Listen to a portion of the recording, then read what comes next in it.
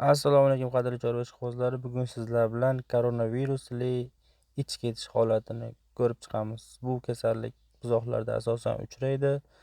Xo'p, mana shunday holatda ich ketish kuzatiladi, ya'ni tavaraksimon narsalarning tushishi, qon tushishi, tinimsiz ich ketishi, buzoqcha holsizlanishi, asosiysi infeksionniy holatni yuzalantirib beruvchi tana haroratining 41 gradusgacha ko'tarilish holati kuzatiladi.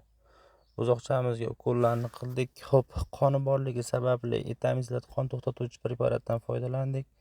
Xo'p, immunitetni ko'tarib berish uchun gamovitdan foydalandik, antibiotikdan foydalandik, ya'ni ikkilamchi kasalliklarni olish uchun.